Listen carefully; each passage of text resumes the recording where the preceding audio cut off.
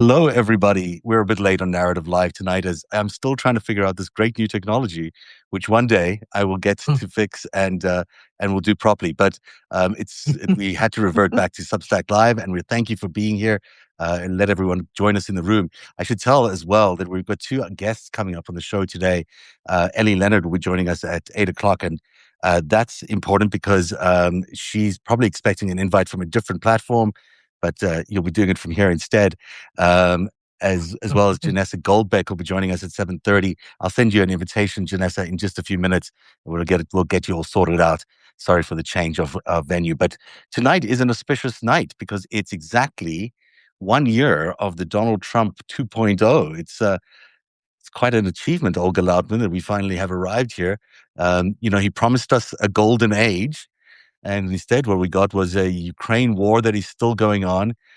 He said he would end it in 24 hours. He obviously didn't. We've had inflation rise from 2.3% to 2.7%, even though he promised the lowest prices on day one. 22 million Americans have lost their health coverage or are facing skyrocketing costs. The federal workforce has been gutted. Half the education department is eliminated. The USAID has been dismantled. Healthcare plans after 9 years of promises, they've got a framework, they say, but nothing significant. China trade deal is going to be announced, is still in the process, but not actually getting done. Military intervention in Venezuela has killed over 100 people and kidnapped their president. We've got negative net migration for the first time in 50 years in America. And today, in a 90-minute rambling press conference, the president announced his intentions to seize Greenland by force, possibly crippling NATO. This is quite a stunning roster of achievements for the first year. What's your take as you're here we are at the 1 year mark and facing autocracy? Well, I mean, he did say that he had a hell of a year, and no one can argue with him on that, except it's just none of it is good. I mean, we have U.S. cities under military occupation. We potentially are going to war with Iran as soon as this weekend. Venezuela, we still don't know what's going to happen because, if he thinks he's going to walk in and just steal oil, as he basically said was his intention, we don't know what's happening there.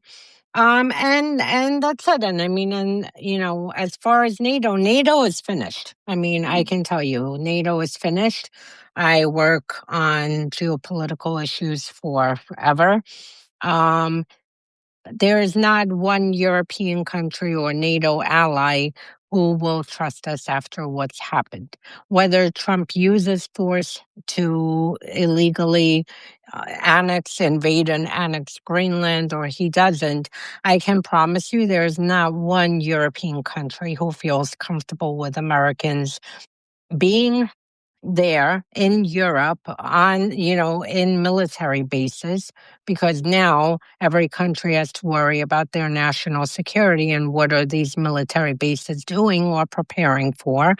Um, and that's it. So once you break that trust, um, it's finished. So NATO, as we know it, is finito. That's it. That's a hell of a statement you're making there. Of course, tomorrow in Davos, the president will be addressing everyone there, the business leaders and the political leaders alike who are gathered there. But the only topic of conversation appears to be what's going to happen to Greenland, and appears to be the conversation around, whether NATO will be fighting against the United States or for the United States. I mean, it's sort of remarkable that we've now entered an era where we're not sure if the United States is part of NATO.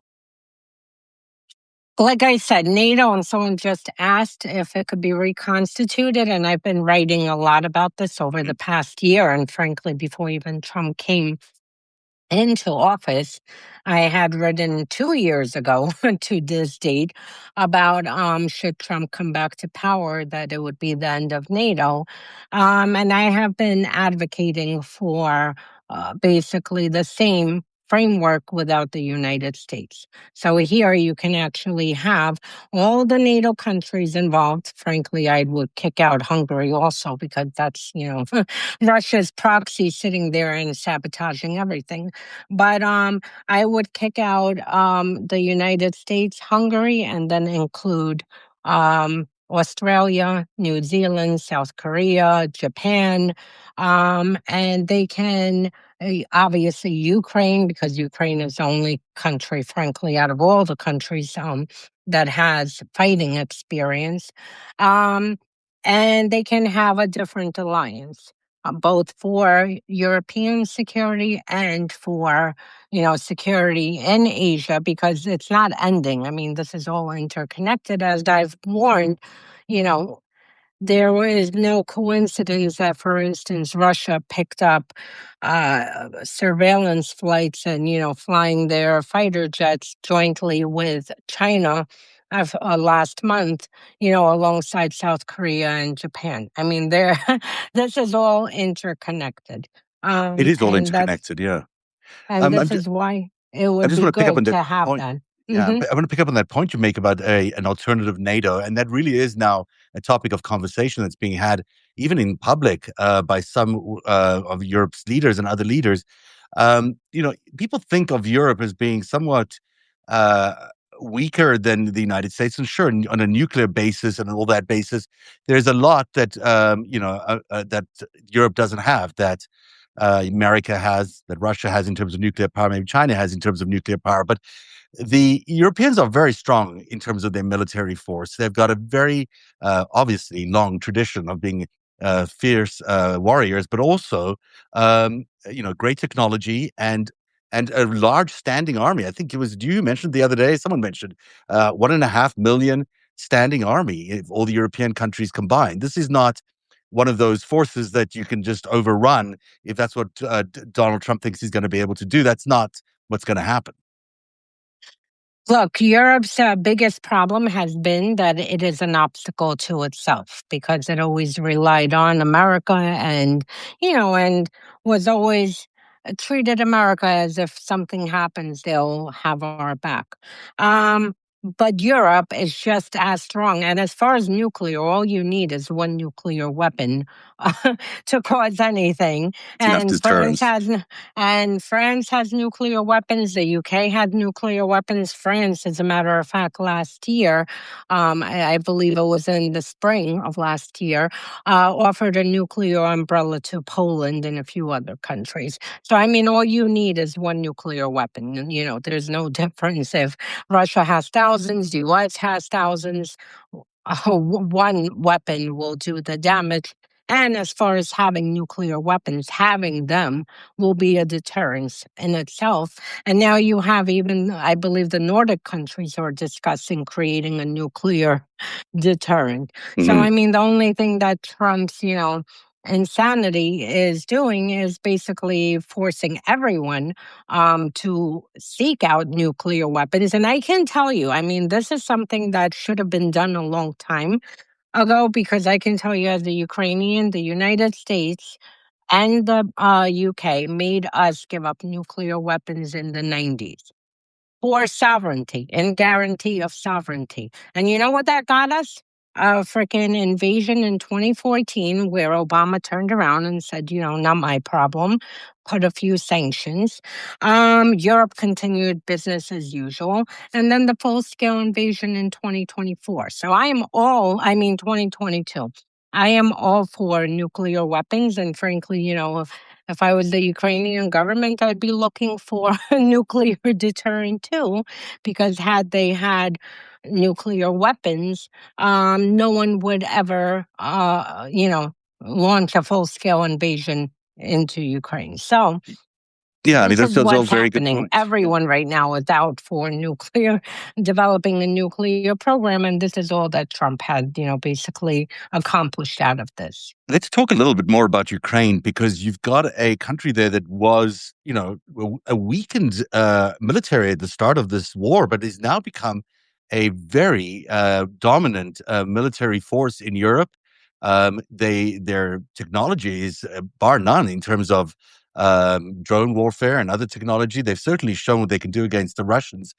They're going to become a very important player in this coming world. What do you assess the game plan is with Ukraine, and do you think Zelensky is looking at the world with an ability to actually help Europe in terms of fighting this war? Absolutely. And look, Ukraine is under a daily assault. I mean, right now, as we speak, you have, millions who are sitting without heat. Imagine sub-zero temperatures, and there is absolutely no heat. I can't even imagine how many elderly people are going to die after this, because some people can pick up and go to a cafe and ride it out, others can't. But through all the, assault that is happening, over the past few years, Ukraine is the first one who is always offering assistance to Europe. So, for instance, in September, when Russia flew in, 19 drones through Belarus into Poland, it was Ukraine who reached out to the Poles and said, listen, we know a lot about drones and we definitely know about drone incursions. Um, Let us help you. And they've done this pretty much every single capital across Europe because every capital has been hit with Russia's drone incursions, especially over the past several months. So, yes, they definitely, you know, can contribute. And it is really the only country who actually has fighting experience, in Recent any firing kind. experience. Yeah. Yeah, in all territory, in all styles of war. There is a reason that the United States was parked inside of Ukraine over the past few years, watching which weapons work, what tactics work, what is not working, even with Ukrainian weapons. And even, Trump, when he's not in his batshit crazy stage, said that he envied Ukraine for their drones and, would love to have a partnership with drones so the U.S. military can have the same capabilities. Well, So, yes. let me ask you a little bit more about Greenland, and then also what you're hearing about Iran. You're hearing that Iran could be an intervention as early as this weekend, even though he seems to have cooled any rhetoric against the Iranian regime. You think that that is still a go this weekend? I absolutely do think it's a go, and I think it could happen. I mean, anytime. But right now, with all the forces lined up in the Middle East, and then the main carrier arriving within the next 72 hours, everything is in place. He apparently, if the reporting is correct, paused on bombing Iran because Israel had asked, for them to have a little bit more time for preparations. Um, but I'm sure that they've had, now several weeks to get everything together, to get all the assets into the region. And that's it. And there's no coincidence that you just had the head of Mossad, running around Washington a few days ago. So I'm sure that they are preparing something, and I'm sure that it's going to happen this month. It could be as early as this weekend because he likes to do these things on a Friday, Saturday. Yeah, he ruins the weekends, of course. But the the the objective here is regime change, is right. I mean, this is not anything. They're not going for anything less than that. I don't know because Trump he's a con artist by every single definition of what a con artist is. Mm. Um, he went into Venezuela, he plucked out Maduro and his wife from their bed and brought them to New York. But that's not regime change. I mean, this is just No, it's not. swapping out the leader and keeping the regime. So he likes to have these quick wins, which again, we don't know where it's going to go because Venezuela, either stays the same as is, except that they become basically under the control of the US when it comes to their oil and other resources, or it devolves into, people inside the regime say, we don't need to hand away all our oil to the United States. And you have internal conflict and, a potential coup of Maduro's vice president. But I mean, so with going back to Iran, Yeah, actual regime change, that's a little too complicated. Like, Trump would want something that looks good on yes, social media that shows, for people who aren't really savvy to geopolitics, who say, oh, wow, what an operation.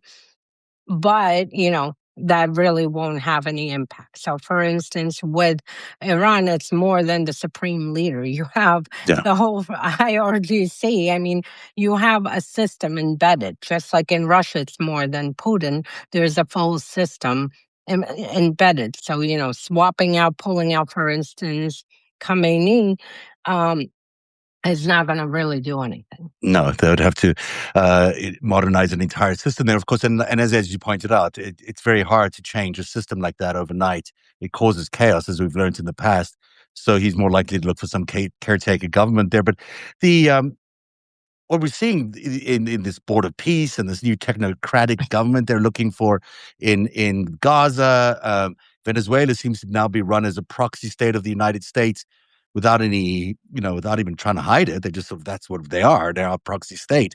We're simply seeing these countries turning into vassal states almost. They're sort of just there to produce for the empire, as it were. Is that even possible for a country like Iran, or is that it's Iran is not Venezuela? Iran is not Venezuela, and Venezuela, I mean, I wouldn't get too, excited if I were Trump and too secure, because again, to pluck someone out of their bed, yes, the U.S. military can accomplish it just like they accomplished Iraq in, 48 hours. That's not a problem when it comes to military objectives. They're excellent at completing these objectives. But literally, I believe we just finally got out of Iraq, I think, over the weekend.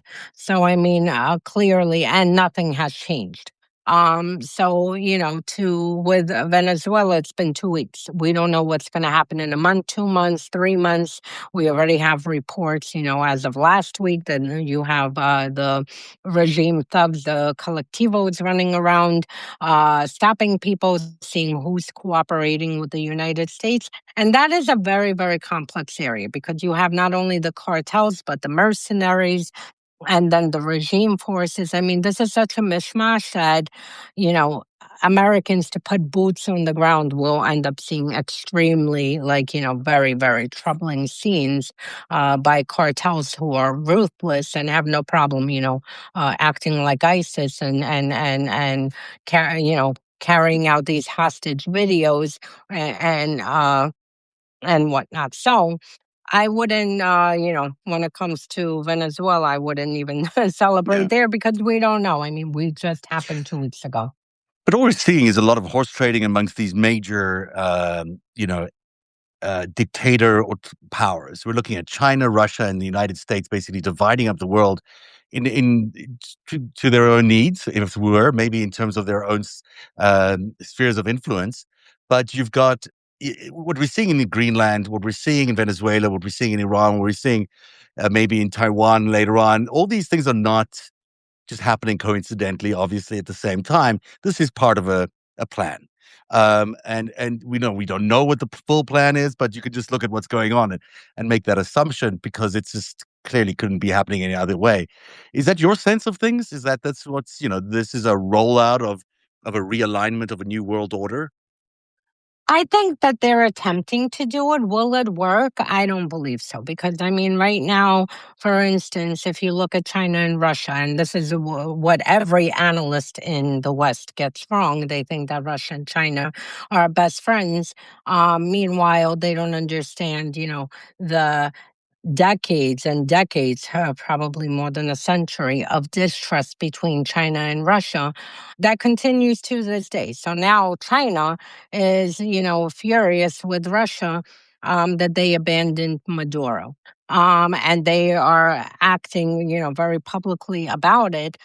So when it comes to these, thugs, I mean, you're dealing with criminals and thugs who aren't the most trustworthy. So, would I sign an agreement like, here, you have this part of the world, I have that part of the world? I mean, these are bloodthirsty thugs who do not keep their word. And for Russia, I can tell you that Russia's biggest fear is China invading Russia. I mean, this is, to this day, they still worry and keep an eye in the Far East to make sure that there's no, invasion. And you have actually people part of the Far East who would rather connect to China than to Russia, which then, would cause a big loss for that. So I don't know if it's planned or not. I do know that Trump is attempting to, overthrow this order.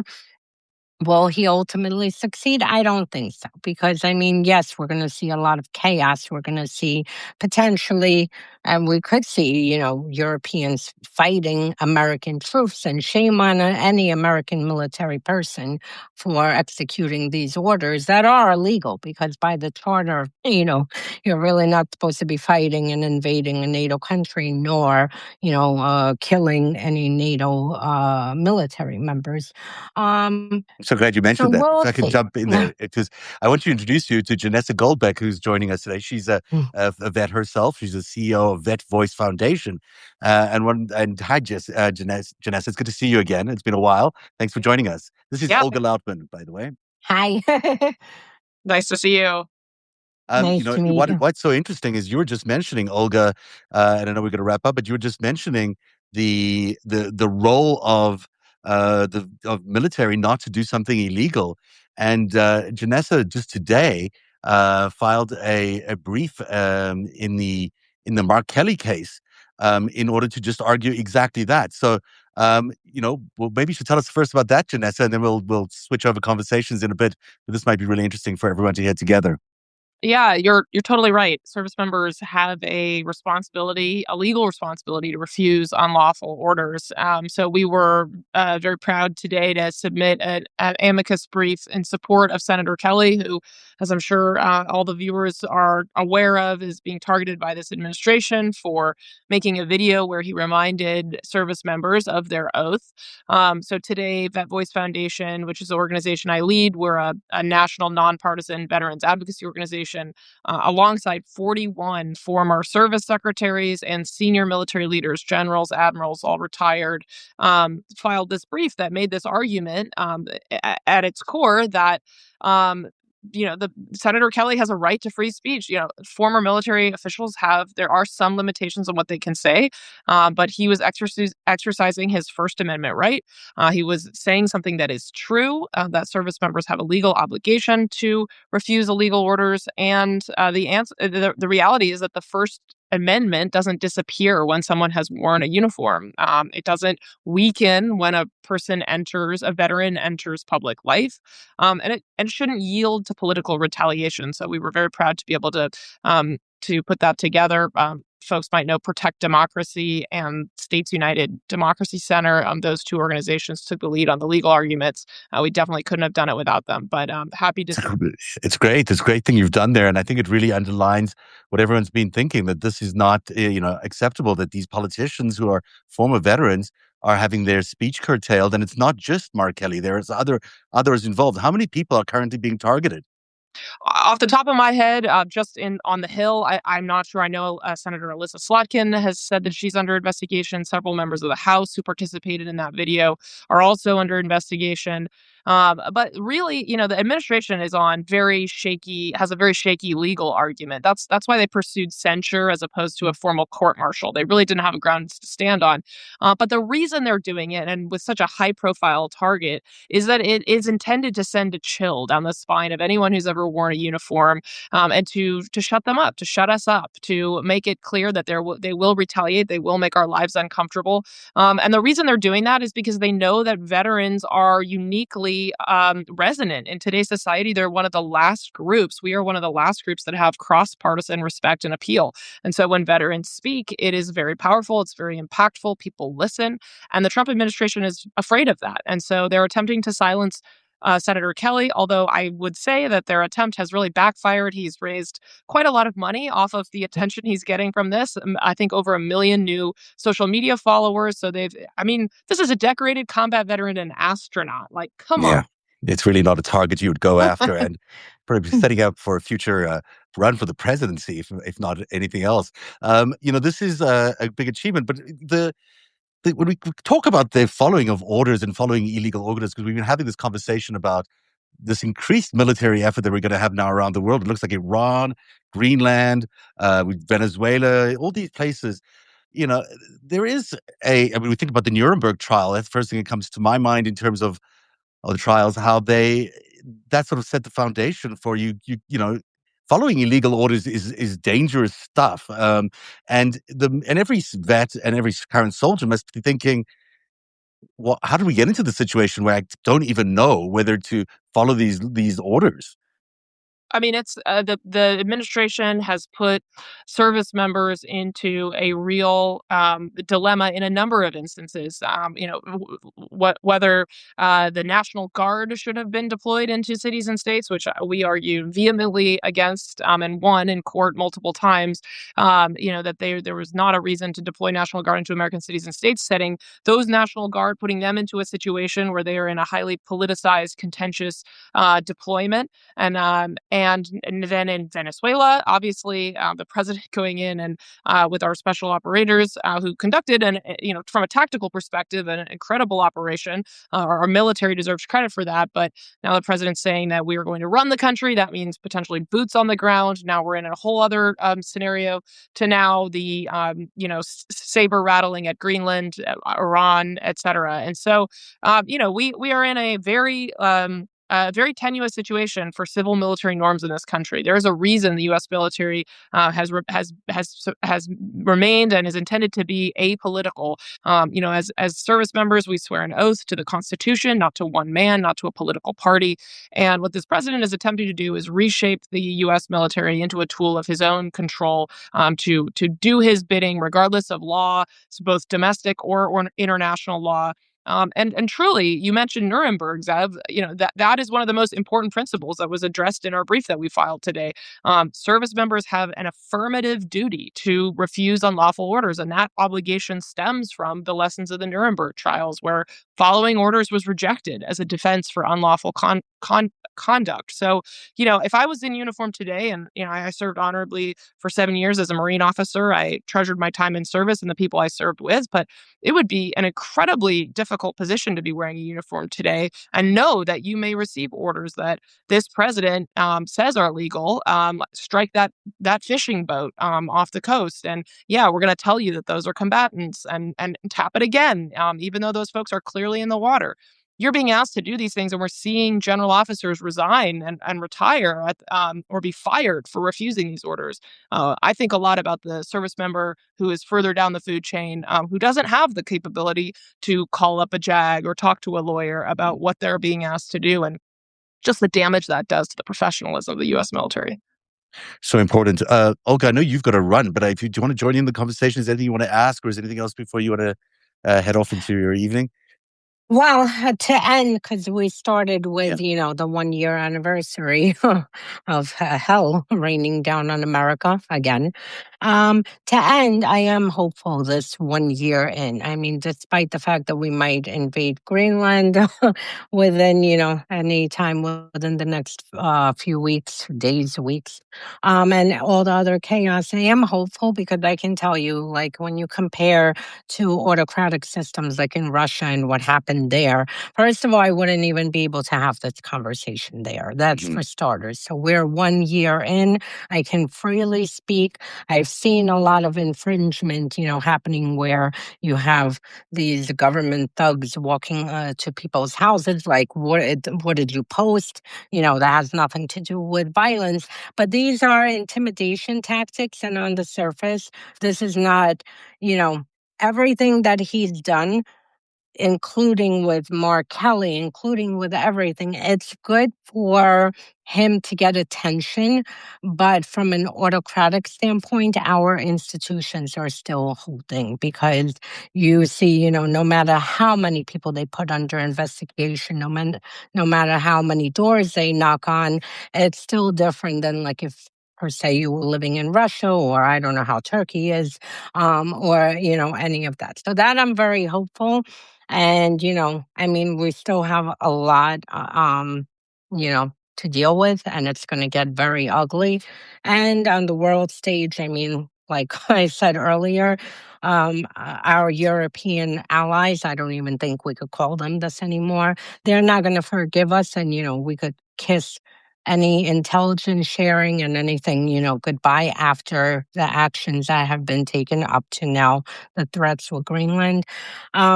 So abroad, we're going to have challenges. Domestically, I think we will survive this, and that's it. And hopefully we get, Congress with a backbone that will actually start using their powers to further slow it down. So it's not just the courts that are, the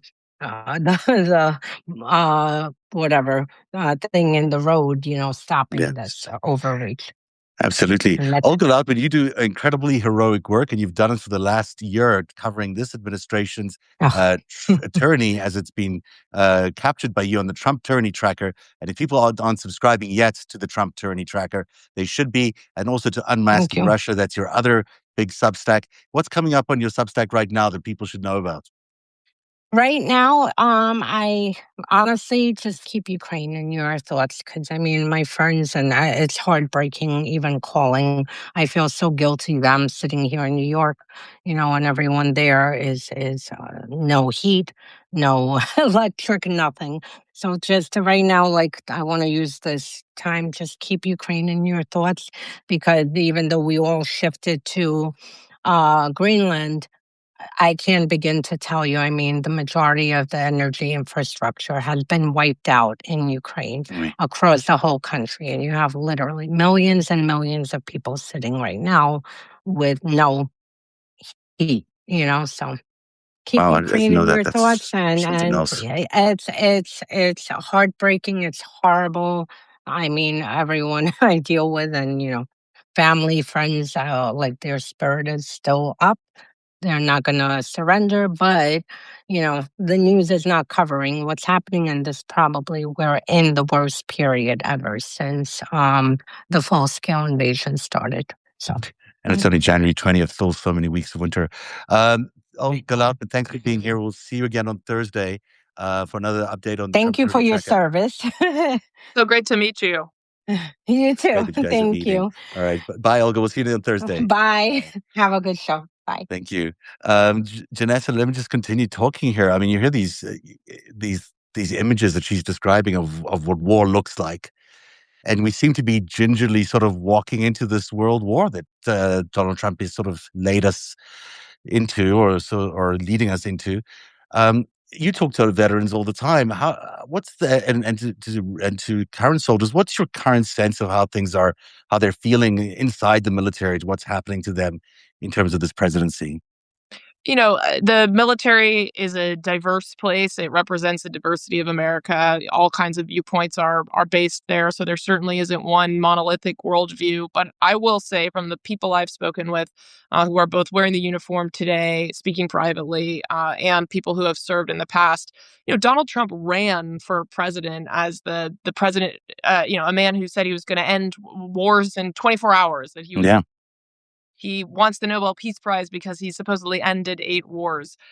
Look, whether or not any of that is true, what he did truly pledge to do, and felt like he was this was something he actually was committed to, was not starting new wars. And yet, now that he is in office, I think what we see, because of the president's greed and his desire to enrich himself, his friends, and his allies, and the lack of people around him who have any real care for the Constitution, the country, or the people in it, let alone the world, and the citizens of the world, that he's just, going wherever he can to get whatever he can and line his This his capture of Maduro, the oil fields in Venezuela, his interest in Greenland. All of these things are bargaining chips for him to enrich himself privately at the expense of the country, and most seriously at the expense of human life and safety and security. We heard him today. The administration is just blatantly stating out loud something they have danced around for many years. When his first term, he attempted to increase NATO's own commitments to financially, but now he's questioning the relevancy of NATO writ large and whether or not it should even exist as an international institution. The things that keep us safe as Americans, our partnerships with our allies, our intelligence sharing with our allies, the international systems that have been built to prevent world war. This president is going after directly. So it's a really scary time. It is. You didn't hear maybe the first part of the conversation there, but Olga speaks to a lot of people in that NATO world. She says that all these countries no longer trust America, and for that reason alone, the idea of NATO is just dying because no one trusts America anymore. And that's such a hard thing to hear. It's hard for everyone to hear. It must be incredibly hard for veterans and current soldiers to hear. I wanted to point out a Substack article you wrote about the Insurrection Act, which really struck me. I think it was such a beautiful, or this terrifying piece that you wrote about what it means to have the Insurrection Act. Could you tell us a little bit more about what that really means for people if the Insurrection Act is invoked? Certainly. And, I think just before I get into that, I do want to say my last deployment was I was stationed in Romania. I had a platoon in Romania and a platoon in Norway. We were there in support of infantry training operations alongside NATO allies and other European countries. We were there to train in case of further Russian aggression into Ukraine. And, knowing, just at a very tactical level, I was there when Trump had just been inaugurated for his first term. And I will never forget that we were getting ready to do a live fire exercise. We were going to be sending troops downrange with live fire over their heads. It was a multinational exercise. And the president of the United States went on TV the night before and gave this whole ranting press conference about how NATO was worthless and how NATO countries were worthless. And then we had to go downrange. This was a training environment. There was no enemy shooting back at us, but we were using live rounds. There was real danger involved. It required precision. And that's like the most tactical example of what this president is putting the United States and our allies, the position he's putting them in. Why should they trust us when we are breaking, norm and agreement and treaty and all of these things every single day, and then speaking so disrespectfully about people that we have gone down range with a number of times. So I just wanted to say that going forward, because I think we hear about intelligence sharing and all of these things at the sort of strategic level, but truly at the tactical level, this gets all the way down to the lance corporal or captain on the ground, boots on the ground, in a dangerous place. Yeah, absolutely. You asked about the Insurrection Act. And the reason that I wrote a piece about it is because we're seeing this administration build the legal argument for using the Insurrection Act here at home. Over the past year, we've seen this administration deploy National Guard into places like Chicago, Portland, Los Angeles, under the pretext that there was some level of insurrection-like activity going on that the state's law enforcement and the state forces couldn't handle. In state after state, the governors and local leaders, as well as states' attorneys general, pushed back on the administration's claims that there was a level of violence that required National Guard to be federalized and deployed there. And in every case, with the exception of Washington, D.C., which has its own laws and rules that are specific to Washington, D.C., in every case, in all of those cases, the administration lost. Courts with judges appointed from both Republicans, both Democrats, including some appointed by the Trump administration, all said, this is all hyperbolic. This is exaggerated. There is no need for the National Guard in these places. And so we saw the administration pull back after the Supreme Court ruling that stated that. But what it left open was the potential use of the Insurrection Act. The Insurrection Act is a law that allows the president to deploy active duty military forces into American cities and states and have them conduct domestic law enforcement. This is very different than the National Guard. The active duty military, the National Guard are trained to do some degree of crowd control, to do some degree of protecting property, creating a buffer in times of civil disturbance or disobedience. The active duty military is trained to lay rounds down range, to close with and destroy the enemy. You do not want the U.S. military, the active duty military, deployed domestically conducting. Let's just underline that for everybody, because the National Guard, everyone thinks the military is already inside American states. They're not inside American states. The National Guard is there. That is part of the military, but it's a very different training, very different kind of environment. It's just everything's very different than having the actual military who are trained for these other circumstances to be poured into cities to do domestic law enforcement. So I think everyone just needs to understand that if the Insurrection Act is enabled or enacted, it means a whole different level of activity by a very different kind of military. That's right. It's one of the most extreme domestic authorities available to a president. And that's why over the last 2.5 centuries, it's been used very infrequently as an extraordinary response to severe domestic disorder or a failure to enforce federal law or civil rights. And so in this case, because the Supreme Court closed off the option for the president to federalize the National Guard and said, no, you can't just say there's an insurrection and send in the Guard. That leaves the Insurrection Act as an authority the president has without a lot of checks or balances, hardly any, to deploy the military domestically. And in order to do that, he has to have some sort of legal basis. And so what he is doing is trying to compare what Governor Walz and Mayor Fry and other Democratic leaders in Minnesota are to segregationist governors during the civil rights era. And this is so it's turning history on its head. So yeah. The Act was used during the civil rights era to go into states where governors were refusing to desegregate. So the federal forces went in to help protect the rights of Black Americans and ensure their constitutional freedoms were respected. In this case, the president today, the administration today, Department of Justice issued grand jury subpoenas to Governor Walz, to Mayor Fry, to a number of other leaders in Minnesota, because they're trying to make the case that they are somehow not enforcing federal law. That is absolutely not true. The only the Minnesota leadership is sending the message by talking through their law enforcement and having the National Guard on standby that all civil disobedience and protests should be done peacefully. The level of violence is nowhere near where it was when it was used to justify the use of the Insurrection Act during the Civil Rights era. And the leaders in Minnesota and Minneapolis are not disobeying a federal law or regulation. They're simply saying we are not going to use any of our state resources to help ICE or federal immigration authorities, which is something they are legally allowed to do. Of course, so, legally must do. I mean, it's their duty to do that.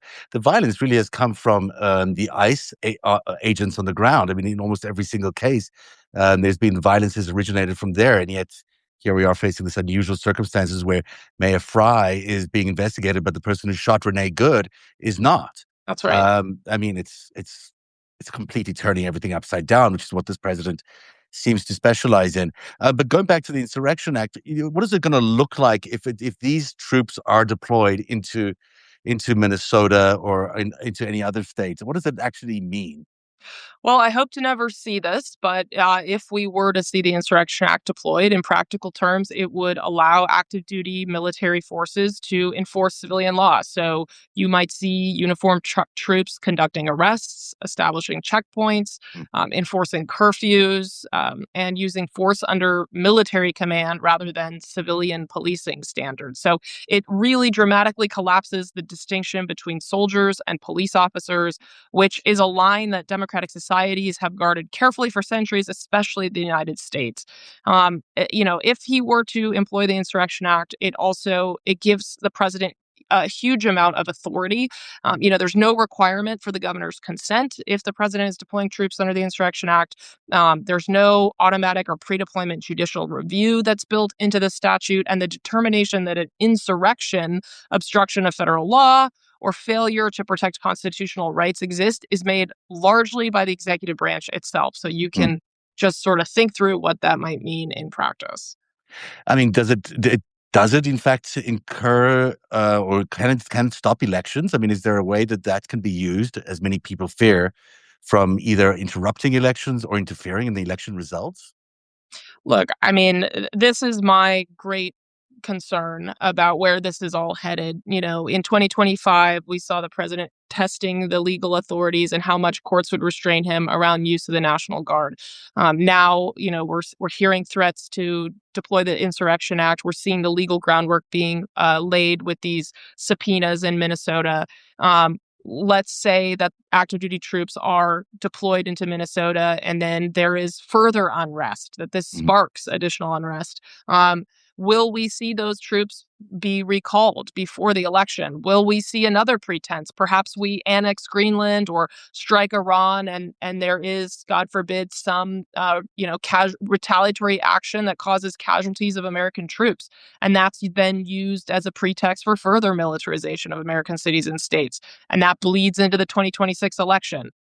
This is my great concern. I think this president has stated a number of times his belief that if he doesn't win the presidency or win the election, that it was rigged. And so I can certainly see him trying to use all the tools at his disposal to discourage turnout, to frighten people away from the ballot boxes, and to try to change the outcome of what is gearing up to be a landslide for Democrats in the House. Oh, should be. Absolutely. Let me do another little roundup here of who's joined us. Ellie Leonard is here. She's another great Substack independent investigative journalist. Janessa Goldbeck, veteran and veteran. And what's the organization's name again? I don't have it in front of me right now. So, I'm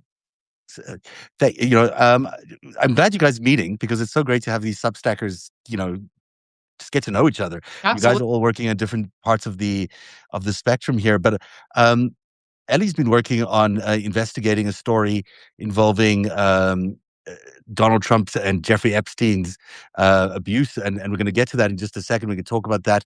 But Ellie, I don't know if you've managed to catch much of this conversation about the Insurrection Act or anything like that. Okay, so we started the conversation with Olga Lautman talking about potentially World War III. You can't believe we're talking about these things. We'll be moving on to talk about Mark Kelly and the attempt to silence him, and now we're talking about the Insurrection Act and what that means for the elections coming up. So it's quite an emotional tour, actually, when you think about the terrain we've covered today, and we're about to get into something even more complex. But Janessa, just to wrap up here, you seem concerned. I mean, and your writing is, you're at a heightened level of just awareness of what's going on. And what's your message to Americans who are just, as concerned as you are, maybe even scared because of what might be coming soon? I think we are right to be extremely concerned, and it's completely valid to feel fear. We're seeing things that I never thought I would see in this country in my lifetime, and I hoped to never see. But my message is simply that courage begets courage. We are seeing folks like Senator Kelly refusing to back down, refusing to acquiesce to the president, to the administration's threats, and that courage is inspiring other military leaders to step forward. I think that's why we were able to have 41 retired general officers and service secretaries join in this amicus brief that we filed today in support of him. And then I'm seeing veterans and everyday citizens on social media every day being willing to go out to the protests, to be part of the bodies in the streets, to share the message and to have the tough conversations with their friends and family. So keep showing up. Don't let fear win, because courage begets courage, and that is how we will build a coalition that can topple this authoritarian regime, end the corruption, and hopefully bring America into a much freer and fairer place to live. Janessa Goldbeck, that's very beautifully said, and everyone should subscribe to your Substack. There's some beautiful writing there. You do a great job, and you describe the stakes that we're all facing very, very clearly, and you do great work. So thank you for your service, and thank you for being here tonight. Thank you so much for having me. Have a great rest of your Nice to meet you. We'll see you next to meet you. time. Bye-bye. She's so really fantastic example of what the U.S. military produces, has produced, and does leave you feeling a little bit better about the world, because you think, people like that are making the decisions about what they're doing inside the military. Maybe there's some hope left in terms of resisting what this president is doing. Ellie, how are you doing? Haven't seen you for a few days. I feel like I seeing know. you every How are day. you? What a week.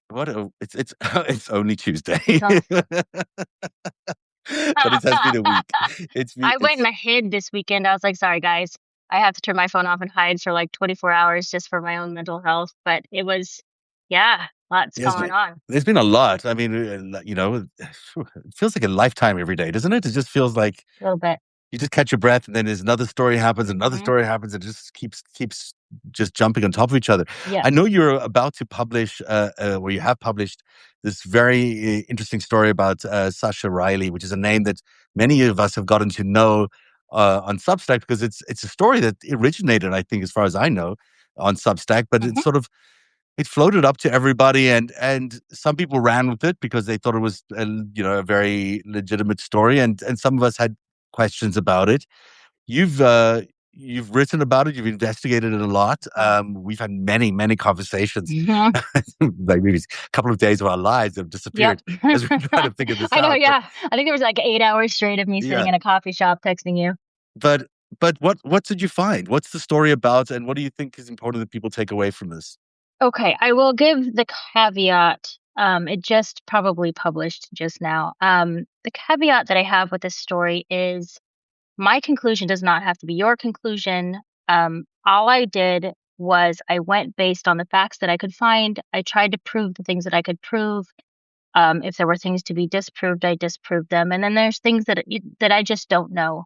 And so my conclusion about this case does not need to be your conclusion, because I always, always, always want there to be a platform for survivors to come forward and tell their stories. And I'm not going to say, hold on, I'm not going to believe you until I investigate this here. I'm going to believe you first, and then I'm going to backpedal and I'm going to go investigate, because I think people need to know that they're believed at the outset, and then we'll do the work. And that's happened with every survivor that has come forward. People have investigated their stories. And again, I don't come at this with any kind of career investigative work, no legal work. This is purely based on my ability to do research. And so this story is But it's very thorough. The research you've done is very thorough, and it goes down paths that traditional investigative journalists have used for many decades. I mean, I think everything you've done is rock solid in terms of understanding this case. So, yes, your conclusions may not have to be everyone else's conclusions, and things could have happened that may not be related to the stuff that we're discussing. Absolutely. Someone might have experienced trauma in a different way. Yes. So backtracking, I'm not gonna, outside of Sasha Rile, I'm not gonna name anybody's name in this story. If they want to name themselves, that's fine. I was approached on Signal in September, early September, by someone who said, is this a safe vein to tell a story? I said yes. And they proceeded to, I was at my son's soccer practice, and I was on the phone with this person for an hour. And it was the story of Sasha Rile. I was taking a lot of notes. This person gave me, endless information, pictures of text messages, pictures from family, medical record, or not medical records, military records, things that are not published online. And those things, obviously, I did not include in my paper because they are not public. At some point, I've been approached by a few survivors. At some point, I was getting an inkling about this story, but I didn't want that to affect my ability to still do my homework about it, because you never know what kind of story somebody's going to bring to you, even if it doesn't match up with the other stories. There are patterns, but that doesn't mean that everything has to be the same way every time. This story is very heavy-handed. It is, people are shocked by it. The details that Sasha gives about the type of abuse he suffered. His story is that there were these trafficking farms in like Oklahoma and Missouri, where children were brought in by helicopter and small plane to service and then be killed by people like Jeffrey Epstein and Donald Trump. And he goes into great detail about this. Obviously, so these are allegations against Jeffrey Epstein and the President of the United States, which we're not saying are true or anything like that. We're just saying these are claims made by this person and related, and that's all we can say about them. There's no evidence to link, as far as I know, Trump to any of these things, and that's just important to say for everybody to understand. And that is, and so what I was given is names, places, information that I can look up through genealogy. I can look it up through birth records. I can look it up through marriage and death and birth licenses or birth, certificates. I use a website called Been Verified that does very deep background checks on people and all the places that they've lived and maps them out and shows, where interactions have crossed and who their relatives are. I did a lot of research, and there were things that could line up, and then there were things that absolutely could not line up. The main important detail that I could not work out in my head is the idea of his father. He was very clear that his father is William Kyle Rile, goes by Bill Rile, and he posted a picture of him. That picture was linked back to a Facebook page that shows that Bill Rile is 76 and he's living in Georgia. Still alive, lives with his wife, Cindy. I could not find a record of their marriage. I could not find records of their kids. So that's sort of like I don't have definitive information about him. But then we had this information about there being a Bill Rile in the files. And the link that Sasha was making was that Bill Rile was a pilot, but he was also an investigator. And that he was this man who was bringing children, via small plane to these farms where they would be killed by Donald Trump and Jeffrey Epstein. Well, the thing is, and then they were using documents from the Epstein files to show where Epstein had talked about Bill Rile in his emails, and they talked about him in the Palm Beach police reports. But the problem with that is Epstein hired an investigator called William Rile, who had his own private investigation company with another man. And he was kind of this sketchy investigator that he hired during his first ordeal with the courts, that he would have, follow the women and harass them. And there are police reports where the women said, "I'm being followed and people are calling me and threatening me on the phone." And that was this investigator hired by Epstein named Bill Rile. But the problem with that is William John Rile, and he died in 2011. He never lived in Georgia. He's from New York State. So those two men are two different men. And so if Sasha Rile is declaring that this picture of this man who's named Bill Rile is his father, that's not the same as the Bill Rile who's in the Epstein files and who knew Epstein and who worked as an investigator. Now, his father, if that is his father, is a pilot. He's right about that. He worked with like emergency air services and he did like these EMT type pilot services. But then you start to go into wives and mothers. Sasha Rile talks about his mom being this woman who's either Marie Lynn Rile or Lynn Rile. She has a couple other different last names. She has one that's Hasbrook, which is her maiden name.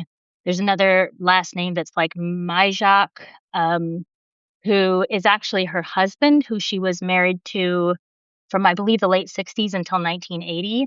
And then you have actually on these adoption papers that he's presented, you have a completely different woman named Irene who's listed as William K. Rile's wife. And so you start to get a little bit of a confusion because now we have Cindy, we have Marie, we have, who did I just name? Irene. Mm-hmm.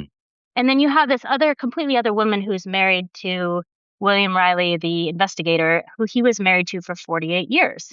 And I think her name is like Jeanette or Suzanne. Again, it's listed in there. But you start to get a little bit of confusion about who his mother was. And because there's this issue of adoption, he is not listed as a child for any of these people. So when you look up their family trees, he's not listed as their children anywhere. which could have to do with his adoption. That can make that a little more confusing. But when I looked at the actual adoption papers, and I cannot, with my skill level, I can't identify if the adoption paper is real or not. I don't have the ability to do it. Yeah. But his last name on those adoption papers was spelled 2 different ways, which was interesting to me. I didn't know that. What is the spelling? So they spelled it Barros, and then further down they spelled it Barrows. And so maybe that's just a mistake. I don't know, but I found that to be a little bit interesting. And then you start to look at, you have this story about his time in the military, which he served 3 tours in Iraq, and each one were about a year each. And you have this story about, a fellow soldier being court-martialed because he was watching snuff films of these kids who were killed on this farm, and they found him with the videos. And the person who reported all this to me sent me the text messages sent by Sasha to whoever this, other soldier was, to kind of show that had occurred. And as far as I know from reading these text messages, this person, and again, they could be lying. Yeah. They didn't know who Sasha was. They said, "Are you sure you're talking to the right person? I have no idea. I don't know what movie you're talking about. I don't know the situation you're talking about."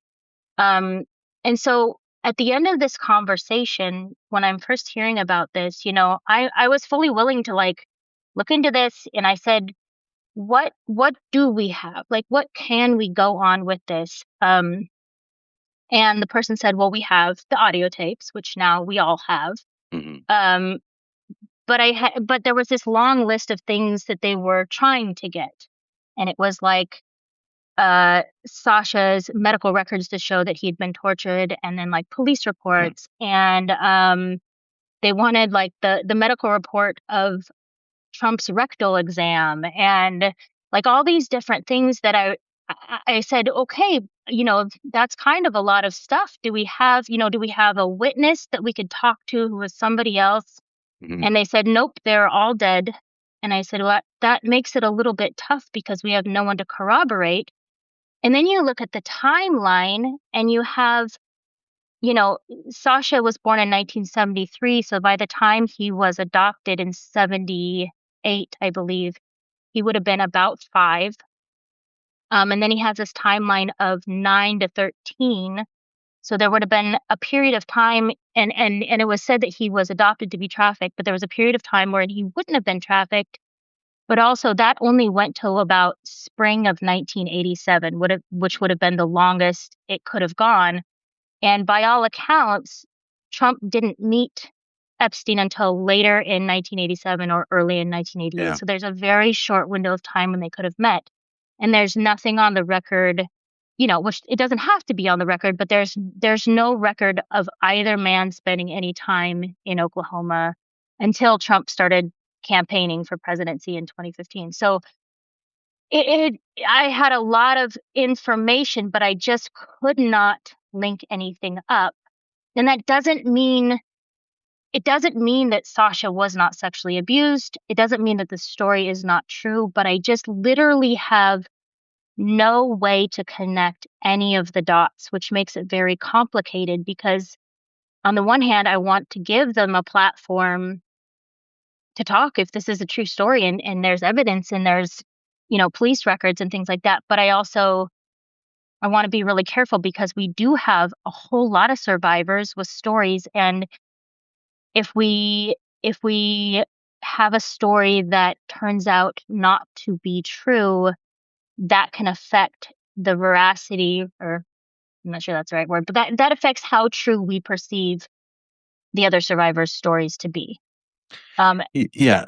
Look, I think firstly, excellent work, because I think what you've done is all the right steps, and regardless of what people might be saying on the chat or whatever, this to me is it just factually doesn't line up with events as we know them to be. And I've looked at the Epstein Trump relationship probably more than almost anybody. I can tell you there isn't much of a record before 1987 to suggest they even encountered each other. And then, for this window of assaults to happen between 1982 and 1986 meant that they would have had to have engaged in some sort of very sophisticated snuff film operation and pornographic operation, which is not where we saw them sort of spending their time. I mean, yes, they were involved in all sorts of terrible things with underage women, but I've never heard of any of this other stuff going on. Which doesn't mean he didn't go through it. Which doesn't mean that's the conclusion. Something terrible could have happened to him. Right. And I don't know if I had met anybody at the age of 9 or 10 or 11, and as an adult, I would have been able to recognize them later on in life at all. I'm not sure that it's even if they were famous, even if there were all these things, I'm just not sure. Well, and in Jeffrey Epstein especially, because he would have been less famous than Donald Trump. He would have been pretty much a nobody in the 80s. Yeah, absolutely. And why would Donald Trump even? Right. It's not his style. And then there was just like and then I went down the rabbit hole of like anatomy. And the idea of stabbing someone in the rear end with a tent pole. Yeah. And so I researched, what does a tent pole look like in 1987, right? Like what kind, and there's 3 types. There's like your typical tent stake that's 6 inches. There's like the kind for your car that's 12. And then there's like the big canvas tents at 18. And even if you had the very smallest one, the amount of anatomy that you would damage lethally in the human body if you had that precision, if you had that ability to be that precise, it's all sorts of arteries up there. He would have bled out immediately and not had time to be airlifted. Yeah. Also, Donald Trump, famously a germaphobe, always had. It just doesn't strike me as something he would ever be involved in personally. He might order someone to do it. That's a whole other thing. But for him to actually be personally, physically involved in, I guess it's just not.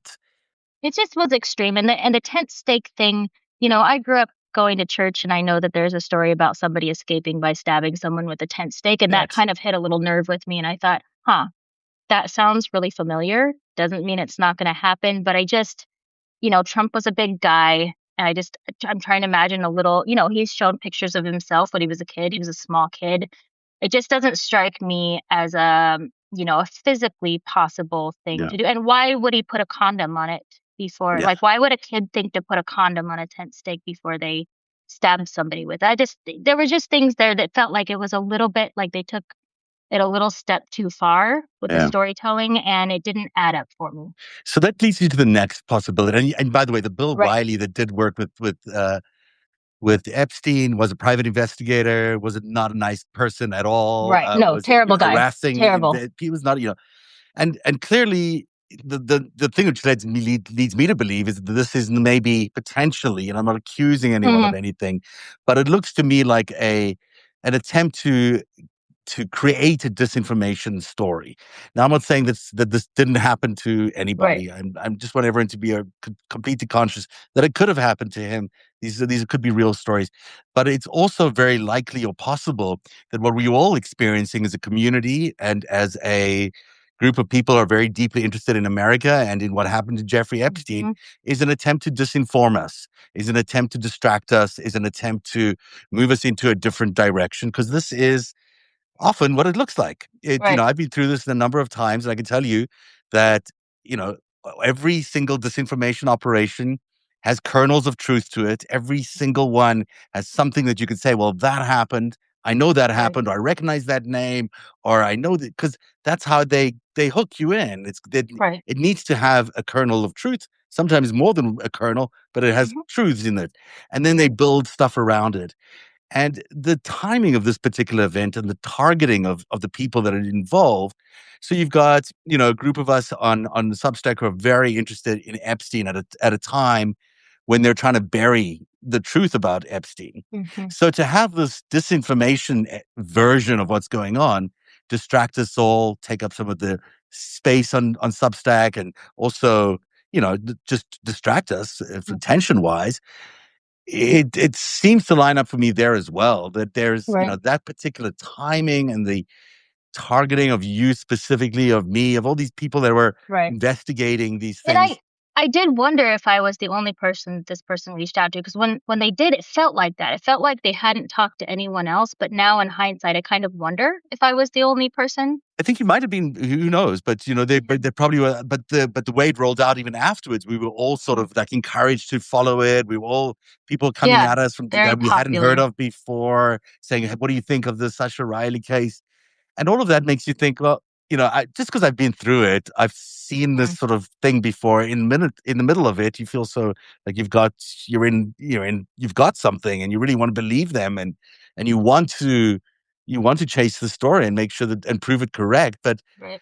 sometimes you've also got to be able to step back and say, this thing, is maybe just Some, a operation targeted to do a little bit of what it yeah. did. It did take everyone's attention a little bit Well, away from the Epstein files that week, and it yeah. took away from a bunch of other things that were developing during that week. So, And yeah, go ahead. I just feel like I feel like also, it's so easy to believe something that speaks the language of something we already agree to. We already know that Donald Trump has most likely sexually abused underage girls. We already know that he's committed crimes. He's a criminal. He's a felon.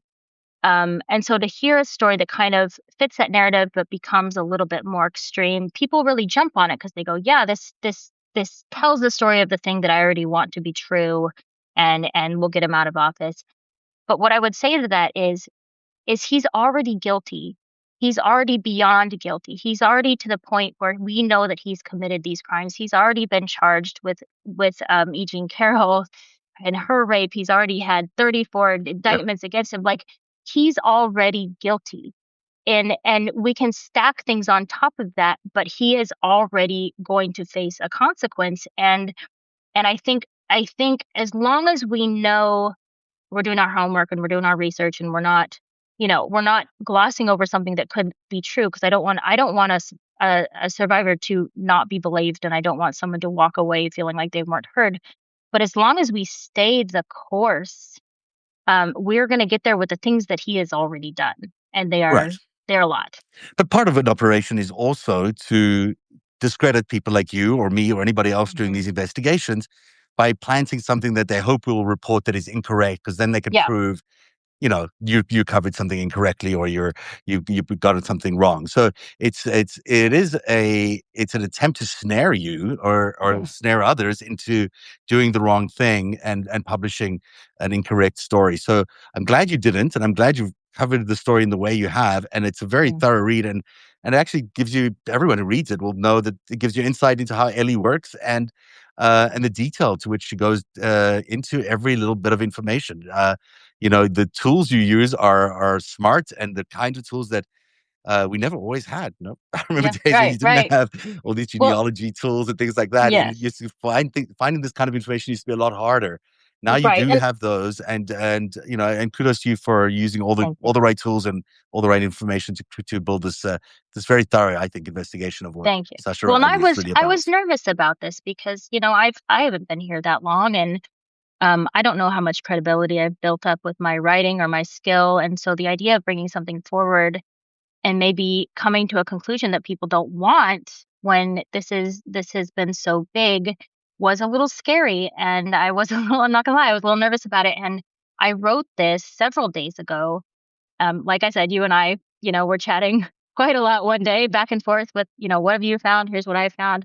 But I'd also sent it to a couple other journalists that I hold in very high esteem and who are much closer to this Epstein story than I ever will be or ever have been. Mhm.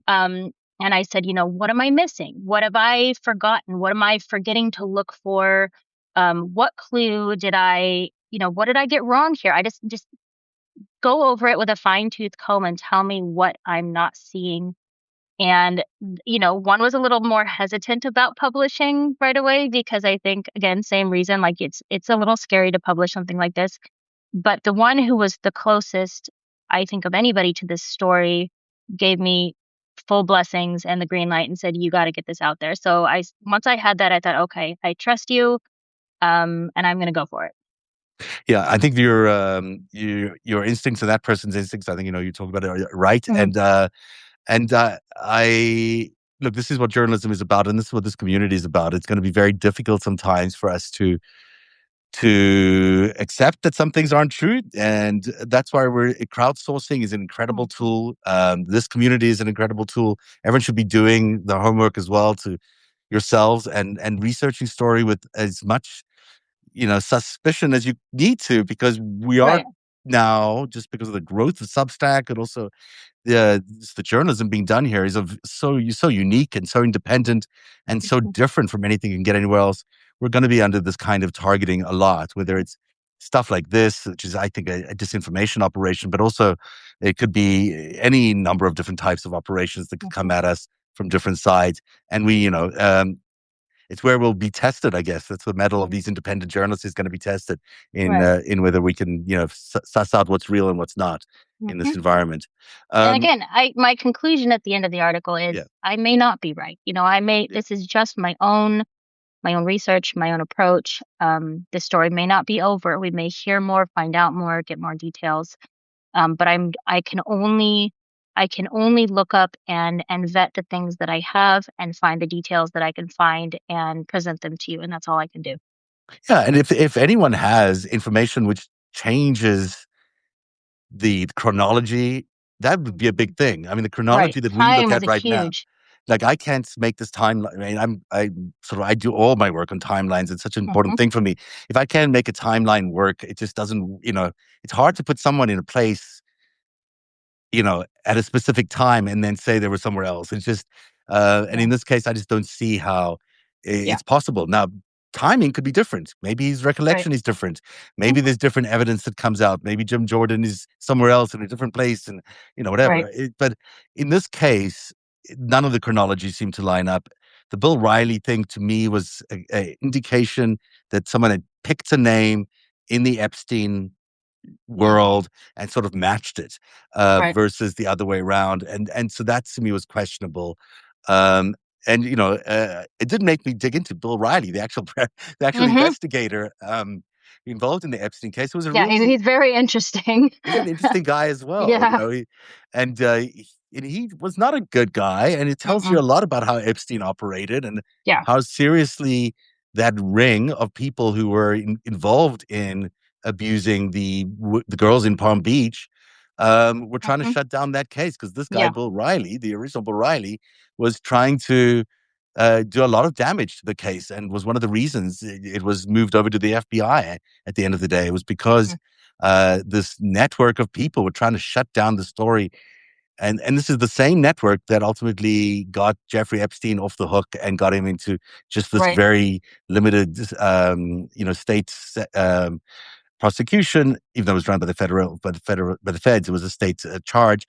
These, this was an indication of how seriously that network operated, and it reminded me of how important it is to refocus on Epstein and also Trump in this era, because, in fact, there's a lot of terrible things that these people did. And what I do in The Greatest Heist and talk about the financial crimes that we're still unpacking right now, but just the subversion of justice that happened in the Jeffrey Epstein case in 2006, 2008 is terrible. It's a warning for everybody. It's a warning to us all that no matter how rich and powerful someone is, we should never let them get away with these kinds of horrific crimes. And to me, if anything, this whole Sasha Riley story is just a reminder of how powerful this network is, and how powerfully they've been able to suppress the story. And until today, we still have not seen the Epstein files in their completion. I don't know if we ever will see those Epstein files in completion, and we really deserve to see them. It's law that we see them. And yet this government, this administration continues to cover it up, continues to hide the facts from the American people, and the American people need to see them, have to see them, because it involved us all. We're all victims, really, of the same network. So, if anything, it's just a reminder of that for me. Anything that you take away from it that you feel like? No, I think my guess is this story is probably not done. I don't know. I don't know where it goes from here. I am curious to see what the response is tonight. Again, a little nervous about that. But I do, I wonder what the results from this will be. Because another, and I think you had mentioned this, another interesting piece was that this story that was published on Substack was actually published like a month and a half before it became, big news. And why did it become big news all of a sudden when it had been sitting there for a month and a half? That was a little bit interesting, and we don't necessarily have a reason for that. But I do think that there is more to come potentially on this story. Yeah, I think there is. And also, I think people should really learn about disinformation a lot and how these operations happen, because there's something else that popped up in the stream the other day, and I put out a little post about it. Someone who was questioning another story we had all worked on together, and and it was clearly a Russian disinformation bot. They'd used language that was like sort of flimsy English. Yeah, I remember that. Yeah. So this is, this is happening everywhere in different ways, and people need to get very literate about it, because it's going to continue to happen and get much bigger, because we are heading into a very volatile period of the world. They ramp this up. They amp this up. If you look at Ukraine and what they've done there, massively when these things happen. So everyone's got to be aware of what these things look like, feel like, and be able to spot them. And if you do spot something that's a fake, or that's not real, or that doesn't line up, it's really incumbent on you to share that with everybody, because it stops the story early. The earlier we can stop a lie, the earlier we can stop disinformation, the more effective it is. It doesn't spread. If you let it go for a day or two, it starts spreading like wildfire. So really, if you spot something early, you know that it's fake, make sure you share that with everybody. It's really important that we do that. Yeah. Great work, Ellie. Thanks, Ev. You must feel, I could tell this burden of these stories. I'm sorry. The story is a lot. There's a long week. It's Tuesday. But you do great work, and Thank you. and I know you're getting a lot of subscribers because of this and other work that you do, and it's justified. If people are watching and aren't yet subscribers to Ellie Leonard and the Panicked Writer, do so right now. She's worth Please subscribe to The Greatest Heist on narrative.org.